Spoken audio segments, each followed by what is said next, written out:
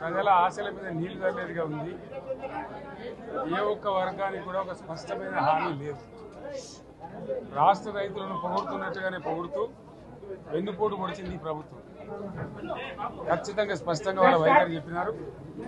గతంలో ఇచ్చిన మాదిరిగా కాకుండా రైతు బంధులో, రైతు భరోసా పేట పథకంలో అనేక ఆంక్షలు పెట్టబోతున్నట్టుగా ప్రత్యక్షంగా చెప్పి రైతులకు ఆల్రెడీ మోసం చేశారు. బడ్జెట్లో వాళ్ళ నైజాం కూడా స్పష్టంగా బయటపడింది.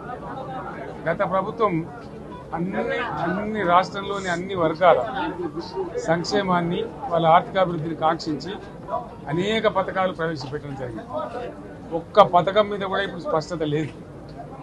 ఫర్ ఎగ్జాంపుల్, యాదవుల కోసం ఉన్నటువంటి వాళ్ళ అభివృద్ధి కోసం పెట్టినటువంటి గొర్రెల పెంపకం పథకాన్ని టోటల్గా మూసివేసినట్టుగా మనకు అర్థమవుతా ఉంది. ఇప్పటికే యాదవ సోదరులు చెల్లించిన డిపాజిట్ కూడా తిరిగి వాపసు తీసుకున్న ఈ ప్రభుత్వం ఎక్కడ కూడా లేదు. అత్యంత అడుగు వర్గాలు అని డబ్బా కొట్టినట్టు కొడుతూనే వాళ్ళ గొంతు కోసింది ప్రభుత్వం. దళిత వర్గాల కోసం గళితంలో ప్రవేశపెట్టబడ్డ విప్లవాత్మకమైనటువంటి దళిత బంధు పథకాన్ని ప్రస్తావన కూడా లేదు. ఇది చాలా దురదృష్టకరం. దళిత సమాజం పట్ల వీళ్ళకు ఉన్నటువంటి నిర్లక్ష్యానికి, వాళ్ళ ఫ్యూడల్ విధానానికి ఇంతకన్నా గొప్ప నిదర్శనం కూడా అవసరం లేదు. అదేవిధంగా మత్స్యకారులకు ఆ భరోసా లేదు.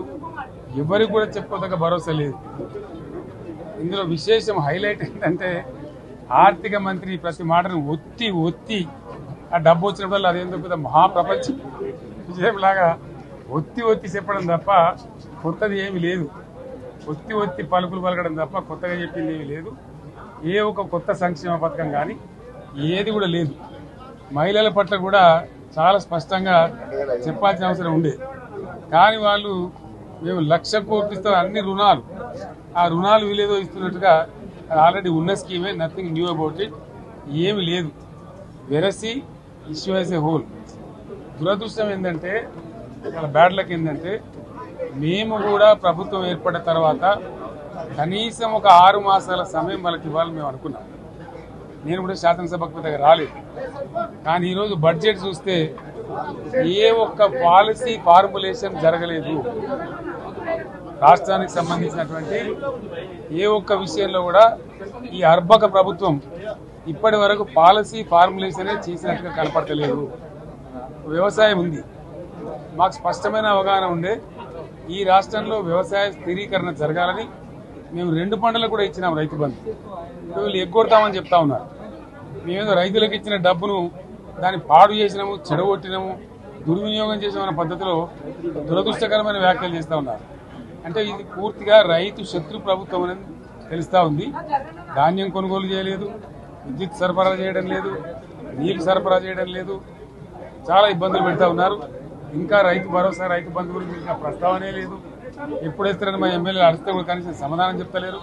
కాబట్టి రైతులను వంచింది ప్రభుత్వం, వృత్తి కార్మికులను వంచింది. ఒక్క పాలసీ, ఇండస్ట్రియల్ పాలసీ ఏమిటి? ఏమి లేదు. బట్టి గ్యాస్ ట్రాష్ పంచరంగ ఈస్మాన్ కలర్ లాగా చెప్పడం తప్ప, స్టోరీ టెల్లింగ్ లాగా ఉన్నది తప్ప బడ్జెట్ చెప్పినట్టు లేదు. రాష్ట్రంలో వ్యవసాయ పాలసీ ఏమిటి? పారిశ్రామిక పాలసీ ఏమిటి? ఐటీ పాలసీ ఏమిటి?